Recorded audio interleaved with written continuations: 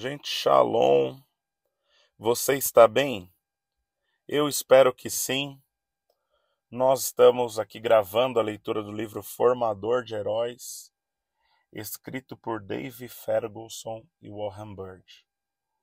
Hoje nós vamos proceder à leitura do capítulo 9. Se você está pegando esse áudio agora, aqui no canal da igreja, você tem a playlist Audiobooks, onde você encontra esse livro desde o primeiro capítulo até o momento em que estamos agora, tá bom?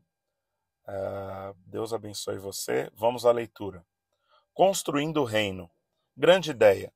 A prática da construção do reino é uma mudança de contar as pessoas que aparecem para contar os líderes que saem e fazem as coisas de Deus. O edifício do reino exige que rejeitemos formas antigas para mensurar o sucesso e usemos frequentemente ferramentas simples como um painel de avaliação que mede o número de aprendizes atuais e o total de aprendizes. A menos que você goste muito do basquete colegial, provavelmente não ouviu a triste história esportiva que saiu de Yukon, Oklahoma. Duas equipes do ensino médio estavam jogando no campeonato estadual de basquete na primeira rodada de mata-mata. Hugo High liderava o Millwood High por 37-36 com menos de 4 segundos para o fim do jogo. Hugo tinha a bola e tudo o que tinham de fazer era segurá-la e deixar que 4 segundos passassem no relógio. Então eles avançariam no torneio. Hugo, a estrela, pegou um passe, mas em vez de segurá-lo, ele arremessou e conseguiu. Ele ergueu as mãos em sinal de vitória e começou a correr ao redor da quadra, procurando os companheiros de equipe para comemorar. Apenas um problema. Ele tinha acabado de arremessar na cesta errada e marcou 2 pontos para o outro time. Ele olhou para o placar e percebeu que sua equipe tinha acabado de perder. O adversário, Millwood, havia vencido por 38-37. Joguei basquete no colegial e na universidade. Também sou um pai que treinou os filhos no basquete. Então meu estômago afundou e o meu coração se partiu ao ver aquela estrela correndo. Foi doloroso assistir o replay dele arremessando na cesta errada e perdendo o jogo. Qual a aplicação? Os placares nunca mentem, mesmo que os jogadores se confundam, quer se trate do colegial, da faculdade ou dos esportes profissionais. Quando o tempo acaba, o placar diz-lhe a verdade. O placar informa o resultado do jogo. Aquela estrela provavelmente não gostou do que estava no placar. Pode não contar toda a história, mas pelo menos para o basquete, ele diz quem ganhou o jogo. Igrejas têm placares. Os formadores de heróis e as igrejas às quais eles servem também têm placares de pontuação. Mesmo que não sejam tão óbvios quanto o de um jogo de bola, a maioria dos pastores e líderes voluntários que conheço trabalham muito bem, mas muitas vezes somos como aquela estrela.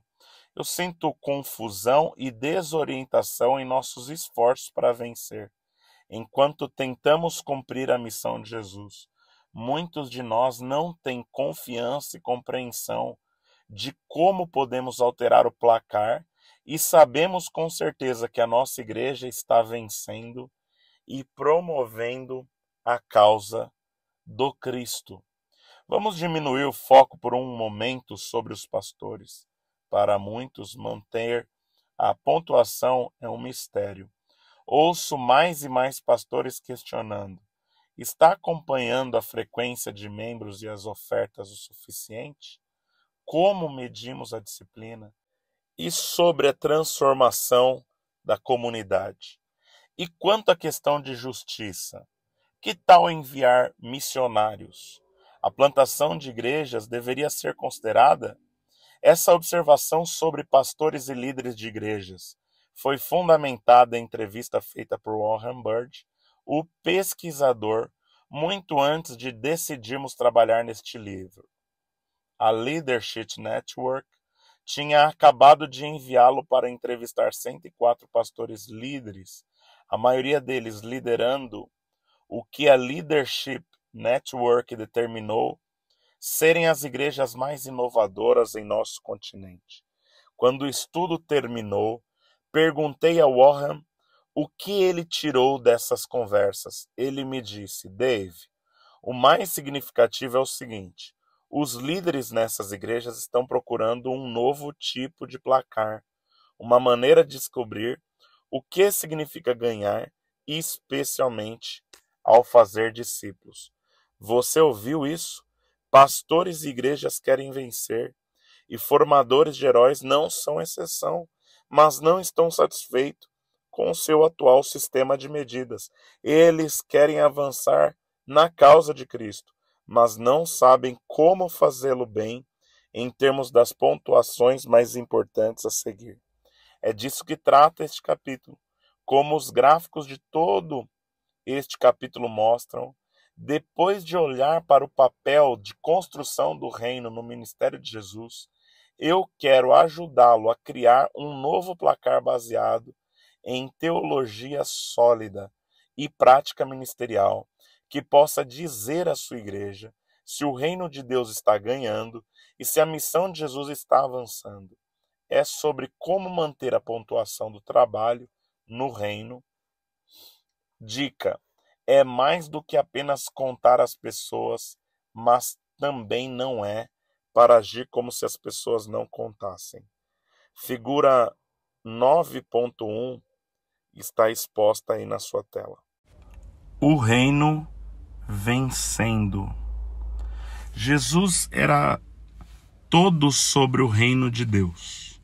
Ele não apenas falou disso constantemente, mas também disse aos seus seguidores para fazer disso uma prioridade. Nosso Senhor e formador de heróis disse: busquem, pois, em primeiro lugar o reino de Deus, Mateus 6,33. Então, como ganhamos ao fazer isso? Parte da razão pela qual as pessoas gostam de ganhar é porque ganhar é igual ao sucesso. É aqui que fica complicado, porque a vitória do reino não é necessariamente a mesma do sucesso do mundo. Jesus disse que em seu reino será o primeiro o que for o último, e o último será o primeiro, Mateus 20,16. Ele também ensinou que quem quiser ser grande tem que ser servo, Mateus 20,26. O apóstolo Paulo diz que Deus escolhe as coisas loucas do mundo para envergonhar os sábios, e as coisas fracas do mundo para envergonhar os fortes, 1 Coríntios 1,27. Você provavelmente pode pensar em versículos adicionais que ilustrem maneiras pelas quais o reino de Jesus não é desse mundo. João 18,36. Há também um tema forte nas Escrituras sobre fidelidade a Deus como um caminho de vitória. Hebreus 11 é apelidado de o salão espiritual da fama, ou a galeria dos heróis da fé. Ele usa a palavra fé 33 vezes, mostrando que pela fé as pessoas conquistaram os reinos, administraram a justiça, fecharam a boca dos leões, apagaram a fúria das chamas, escaparam do fio da espada e muito mais. Uau, quase ninguém hoje chamaria isso de sucesso. Mas o mesmo capítulo diz que pela fé as pessoas enfrentaram vaias e açoites, eram acorrentadas e colocadas na prisão, eram apedrejadas, serradas em dois ou mortas pela espada. Não é assim que a maioria das pessoas imagina vencer, mas para Deus era. E todos estes receberam bom testemunho por meio da fé, conclui o capítulo Hebreus 11:39. Para Deus ganhar é fidelidade. Ganhar é uma vida que termina com Deus dizendo: muito bem, servo bom e fiel. Mateus 25:21.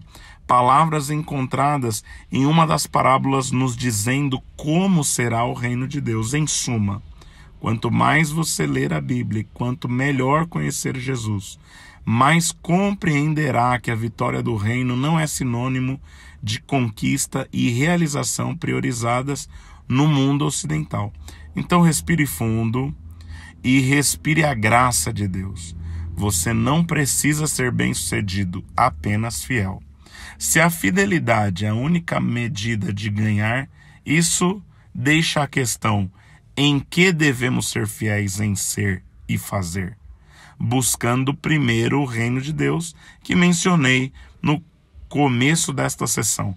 Se formos fiéis em fazer isso, todo o resto se encaixa. Nossa busca começa em um nível muito pessoal, pois esta passagem trata especificamente da cura de Deus para as nossas ansiedades sobre a provisão diária. Isso nos lembra de que a provisão material não é sem importância, mas nossa primeira motivação deve ser a vontade de Deus, que é avançar seu reino. Mas o princípio deste versículo se aplica muito além de como vemos toda a vida e o ministério, em como ver o reino de Deus, seu governo e reinado. Lucas 17, 20 a 21. Capturar todas as fortalezas espirituais enquanto as pessoas respondem ao Evangelho. É claro que o papel de avaliação de Jesus é exclusivamente focado no avanço do reino de Deus. Observe a prioridade do reino nestes versículos. Mateus 6,10. Venha o teu reino, na terra como no céu. Mateus 10,7. Por onde forem, preguem esta mensagem: o reino dos céus está próximo. É necessário que eu pregue as boas novas do reino noutras cidades também, porque para isso foi enviado. Isso está em Lucas 4,43. Ou, que compararemos o reino de Deus? Que parábola usaremos para descrevê-lo? É como um grão de mostarda, que é menor semente que se planta na terra. No entanto, uma vez plantado, cresce e se torna uma das maiores plantas, com ramos tão grandes que as aves do céu podem abrigar-se à sua sombra. Marcos 4, 30 a 32. Ao ler os evangelhos e compará-los com as conversas de liderança hoje, ouço mais sobre declarações de missão pessoal e visões e metas de igreja, enquanto Jesus parece falar sobre fidelidade para edificar o reino. Contando traseiros e dinheiro. Em muitas igrejas hoje, nós nos limitamos apenas a algumas medidas: dar assistência e administrar as ofertas, também conhecidas como níqueis e narizes, multidões e dinheiro, traseiros e dólares. Além disso, fica confuso. De fato, em um recente jantar que tive com Todd Wilson e Warren Bird, Todd disse a Warren: alguém recentemente tuitou que você fez mais visitas às megas igrejas do que qualquer pessoa viva. Então aqui está a minha pergunta: se todas as igrejas contam finanças e atendimento, qual é a terceira medida mais popular? Foi divertido ver Warren gaguejar. Ele finalmente afirmou que não há acordo generalizado. Em última análise, concordamos em reunir toda a nossa experiência de que a terceira medida mais comum de placar em relação com medir o desenvolvimento da liderança, muitas vezes, indiretamente, pela quantidade de pessoas envolvidas nas comunidades de pequenos grupos da igreja, que recebem muitos nomes diferentes. Jesus nunca poderia ser acusado de contar apenas o tamanho da multidão e o dinheiro nas mãos. Ao invés disso, seu placar, à medida de que ele mais falou, envolvia o evangelho, as boas novas do reino. Este parece ser sua maneira de medir sua missão: buscar e salvar o que estava perdido. Lucas 19:10. Jesus teve um ministério completo e poderoso. Ele curou enfermos, demonstrou compaixão pelos necessitados, proclamou liberdade aos oprimidos e, de outro modo, modelou uma vida perfeita de amor a Deus e às pessoas. Mas creio que a vitória para ele, segundo as Escrituras, foi medida mais pelo multiplicar o reino de Deus. Precisando de um novo placar. Lembro-me de ir a uma pequena igreja rural com meus avós em Faber, Missouri. Tinha uma placa de madeira na parede que era atualizada toda semana. Foi intitulado algo como Registro de Oferta e Presença, dando as estatísticas da semana anterior e de um ano atrás, permitindo que as pessoas comparassem.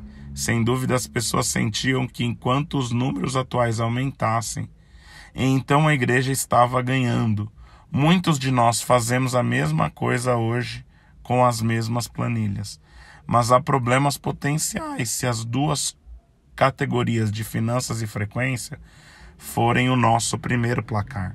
É inteiramente possível que a frequência de uma igreja cresça enquanto o reino de Deus está diminuindo. Hoje, há mais pessoas frequentando a igreja em qualquer final de semana nos Estados Unidos do que nunca. Poderíamos concluir que a frequência à igreja nos Estados Unidos está crescendo e, portanto, devemos estar ganhando, certo? E errado. Enquanto mais pessoas estão frequentando a igreja do que nunca, é uma porcentagem menor da população total. Uma população que continua a crescer com pessoas que precisam de Jesus. Se nos contentarmos com essa medida de placar, nunca cumpriremos a missão de Jesus. Também é totalmente possível que a frequência de uma igreja cresça, mas o impacto da igreja está diminuindo. Acredito que Deus está interessado na taxa de criminalidade de um bairro, na porcentagem de pessoas que vivem abaixo do nível da pobreza, na taxa de conclusão do ensino médio e muito mais. Não serão as pessoas que amam a Deus e amam seus vizinhos, pessoas que Jesus chama de a luz do mundo e o sal da terra, Mateus 5, 13 a 16, capazes de tornar sua comunidade um lugar melhor? Além disso, a frequência à igreja não diz nada de qualitativo sobre a transformação espiritual das pessoas. A frequência cresce de uma igreja não promete o crescimento espiritual das pessoas. Os gráficos de presença que estão acima e à direita não garantem que as pessoas sejam fiéis em seguir a Jesus. Não estou dizendo que devemos parar de contar. Jesus e os escritores do Novo Testamento contaram as pessoas. Acreditam que os números simplesmente representam pessoas sem mostrar os seus rostos. Mesmo referências como aquelas em Atos que dizem que a pessoa cresceu, implicam que alguém estava contando, porque, caso contrário, o Dr. Lucas, que escreveu Atos, não poderia fazer tais declarações. Minha amiga Reg McNeil escreveu na Leadership Network Series, série Rede de Liderança, o livro Missional Renaissance, Changing the Scorecard for the Church, Nascimento Missional, Mudando o Placar para a Igreja. Adoro as 3 mudanças que ela sugere que as igrejas precisam fazer. Mude o foco interno para o foco externo. Isso significa que a igreja não existe por si mesma. Nós existimos principalmente para fazer o ministério além de nós mesmos. Um dos campos da Community Christian Church fica no lado norte de Chicago, em um bairro muito diversificado. Esse novo local entende o que significa ser focado externamente. Por mais de um ano antes de ter um culto de celebração, o pastor do campus e sua equipe se voluntariavam toda semana na escola de ensino fundamental local e no gabinete do vereador. Quando realizamos o primeiro culto em uma escola de ensino fundamental, o local estava lotado não apenas de pessoas que faziam parte da comunidade, mas também de pessoas que faziam parte das várias outras organizações sem fins lucrativos que honramos. Durante o ano anterior, havíamos construído relações com a escola, com o gabinete do vereador, um grupo de projetos de jardinagem, um grupo ambiental e outros. Cada uma dessas parcerias fez parte da nossa inauguração, com estandes instalados na área de recepção para o recrutamento de voluntários. Esse novo local da community estava dentro do bairro e para servir o bairro desde o início. 2. Enfoque no desenvolvimento de programas para o desenvolvimento de pessoas. Hegg observa corretamente que com o tempo a igreja norte-americana tornou-se, em grande parte, uma coleção de programas dirigidos por funcionários ou líderes leigos. A desvantagem é que essa ênfase levou a uma avaliação do placar de quão bem os programas estão fazendo e não quão bem estão fazendo as pessoas. Como diz Hegg, se você começar com as pessoas, os programas servirão às pessoas e não o contrário. É minha convicção que o melhor tipo de desenvolvimento de pessoas acontece por meio do aprendizado, porque é um relacionamento de vida com vida, no qual uma pessoa investe na outra, e é por isso que dediquei um capítulo inteiro, o capítulo 7, para o tipo de multiplicação de discípulos que resultou na ferramenta de 5 etapas para a multiplicação dos aprendizes. Na Community Christian Church, rastreamos e informamos mensalmente quantos estágios estão sendo realizados e qual a porcentagem de nossos líderes que têm aprendizes. Isso demonstra nosso compromisso com o desenvolvimento de pessoas, desenvolvimento de liderança. 3. Mudar da liderança baseada na igreja para a liderança baseada no reino. Liderar um movimento é muito diferente de liderar uma organização. O cristianismo foi, em grande parte, um movimento de rua em seus primórdios, quando virou o mundo de cabeça para baixo. Uma vez que o institucionalizamos e o colocamos em grande parte nas mãos do clero, perdemos a virilidade desse movimento. Na Community Christian Church, tentamos medir os líderes baseados no reino, pelo que chamamos de árvore genealógica. Anualmente, cada campus é solicitado a prestar contas da frequência não apenas do campus inicial, mas de todos os campos, e igrejas que ajudaram a plantar e reproduzir. Um ótimo exemplo vem do nosso campus de Montgomery. Há um edifício da igreja dos anos 1960 que nos foi dado, acomodando quase 200 pessoas. Todo final de semana, eles têm 2 cultos de domingo e, em média, cerca de 350 participantes.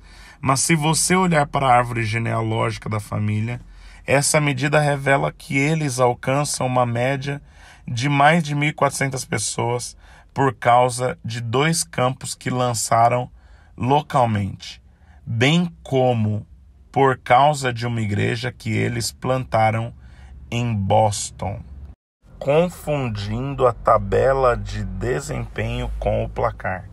Lembro-me do primeiro jogo da maior liga de beisebol que já vi. Meu pai me levou para o Wrigley Field, em Chicago, quando o Cubs, que era o time local, jogou com o St. Louis Cardinals. Ele me comprou uma tabela de desempenho e um lápis e me mostrou como marcar o jogo. Meu amor por beisebol e estatísticas pode ser o motivo pelo qual o filme O Homem que Mudou o Jogo se tornou instantaneamente um dos meus favoritos. Nele, Brad Pitt faz o papel de Billy Bane, o gerente geral do time de beisebol do Oakland A. Eles eram uma equipe sem muita expressão e com poucos recursos, competindo contra equipes de grande porte e orçamento gigante como o New York Yankees e o Boston Red Sox. Parecia que Bane e sua equipe de atletas mal pagos, mas que superaram, nunca poderiam tornar-se vencedores. No entanto, Bane sabia que tinha de haver uma maneira.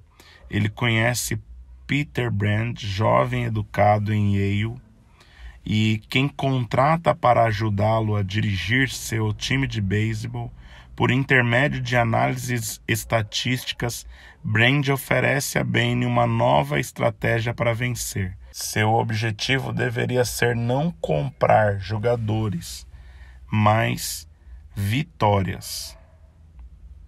Explica Brand. E para conseguir vitórias é preciso pontuar. Por mais óbvio que possa parecer, não foi assim que a observação foi feita. Observadores, em grande parte, recrutaram e traçam o perfil de jogadores a partir de um jogador, mas Brand queria que seus olheiros esquecessem quão bons os jogadores pareceriam, quão grandes eles eram, ou até quão rápidos eles corriam. A única estatística e a única medida que importava era se o jogador poderia mudar o placar ou ajudar outros companheiros da equipe a alterar. Billy Bane e Peter Brand mudaram o jogo de beisebol para sempre, já que o Oakland A passou a ter a maior sequência de vitórias na história do beisebol da Liga Americana. Os líderes das igrejas são um pouco como aqueles olheiros de beisebol dos velhos tempos. Temos muitas impressões e estatísticas sobre todos os tipos de coisas, principalmente coisas boas. Eu entrevistei dezenas de líderes e aqui estão apenas alguns exemplos tirados das igrejas que produzem estatística. O número de pessoas que frequentam um culto de adoração, o número de pessoas que estão em um pequeno grupo, o número de pessoas que estão servindo tanto dentro da igreja quanto fora dela, o número de pessoas que estão passando por um aprendizado, o número de residentes de liderança ou pessoas sendo treinadas para plantar novas igrejas ou campos, o número de pessoas que estão em um pequeno grupo que tem uma declaração de missão por escrito e são comissionados, o número de novas igrejas ou campos iniciados, o número de pessoas em igrejas novas e campos que a igreja começou, o número de doadores que doaram à igreja pela primeira vez, a quantidade de dinheiro dada à igreja, a quantidade de dinheiro dada à organização fora da igreja, o número de outras igrejas ou organizações sem fins lucrativos com as quais você tem parceria, o número de comunidades missionárias, o número de pedidos recebidos de microfinanciamentos para custear serviços projetados para a comunidade, o número de batismos em um ano, o número de pessoas que tornaram membros da igreja por meio do convite ou ligação pessoal, o número de pessoas que são clientes do café da igreja, o número de pessoas que você envia de sua igreja para outras partes do mundo como líderes do reino, a quantidade de recursos que você doa para investir em engajamento global, o número de relacionamentos que a sua congregação tem com as pessoas que estão sem igreja, a frequência com que o seu grupo se conecta com outros em outros lugares, em suas comunidades, o número de horas de trabalho voluntário que você investe na comunidade, o número de pessoas que um projeto de vida e os estão cumprindo, o número de convites para eventos e passeios recebidos de não cristãos, o número de novas relações formadas nas quais as pessoas conhecem os nomes umas das outras, o número de iniciativas baseadas na comunidade em que as pessoas estão apoiando com o seu tempo e dinheiro, o número de líderes que você está desenvolvendo, o número de Bíblias compradas e doadas, o número de pessoas que compartilham sua experiência espiritual, o número de grupos que estão se reproduzindo, o número de pessoas que estão em pequenos grupos, a porcentagem de pessoas em pequenos grupos ou comunidades missionais, a porcentagem de pessoas que estão servindo em um ministério ou na comunidade, a porcentagem de líderes que têm um aprendiz, o número de pessoas em discipulado, a diminuição do crime em uma comunidade, a diminuição no número de crianças que vivem no nível da pobreza, o percentual de aumento na casa própria em uma comunidade, o aumento percentual de alunos graduados no ensino médio, a redução do porcentagem de casamentos que terminam em divórcio, o número de pessoas que lideraram ou se envolveram em viagens transculturais,